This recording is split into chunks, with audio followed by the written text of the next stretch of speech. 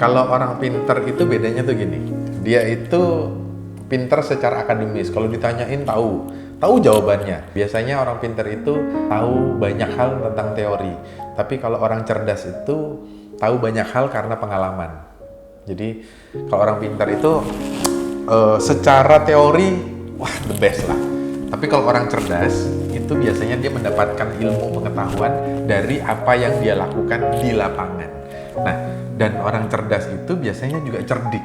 Nah, cerdik itu dia selalu bisa mencari jalan keluar, bisa mencari solusi. Nah, sedangkan kalau orang pinter, solusi yang dikeluarkan, sekali lagi itu selalu berdasarkan buku, selalu berdasarkan teori. Kalau orang cerdik, berdasarkan pengalaman, berdasarkan solusi. Nah, kalau orang pinter, itu saklek. Ini harusnya begini, gini. Makanya banyak, maaf, tidak selalu, tapi banyak yang saya temuin itu orang-orang pinter itu tidak sukses dalam hidupnya. Nah, tapi bukan berarti banyak ya, bukan berarti nggak bisa.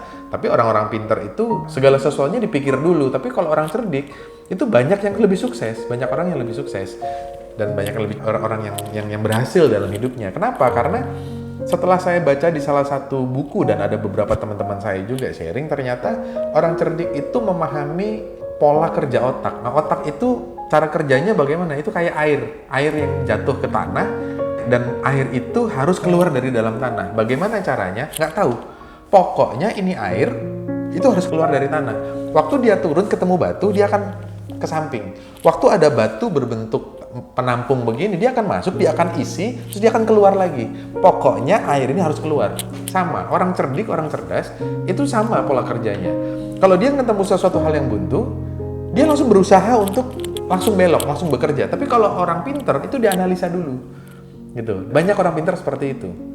Nah, jadi kalau saya lebih senang dengan orang yang cerdas, orang yang cerdik. Meskipun dalam akademis, dia nggak pintar. Gitu.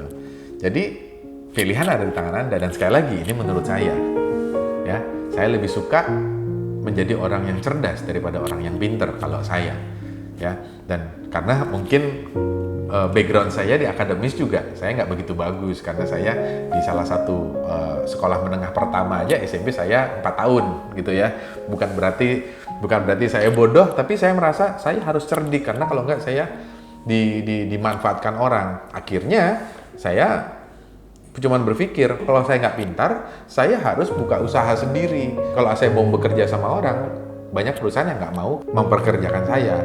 Jadi waktu saya punya usaha sendiri, saya bisa memimpin diri saya sendiri. Tapi waktu saya menjalankan usaha saya tambah banyak, nah saya butuh orang-orang pintar. Orang tua saya yang ngomong sama saya begini, loh, Fer, kamu kalau bodoh-bodoh, kalau kamu tuh nggak pinter, kamu nanti akan dibohongin sama orang pinter. Saya bilang sama orang tua saya bilang, gini loh, saya ini bodoh, saya bilang gitu, saya ini nggak pinter. Tapi kalau ada orang pinter kerja sama saya dan saya dibodohin, sebelum dia bodohin saya sudah bodohin dia dulu. Kok bisa? Ya karena dia mau kerja sama orang bodoh, gitu loh. Nah ini menurut saya, ini sekali lagi ini pandangan dari saya. Terserah teman-teman mau dapat. Tapi kalau saya, itulah menurut saya bedanya pinter sama cerdas. Dan dalam hidup ini, menurut saya kita harus cerdas, bukan untuk pinter.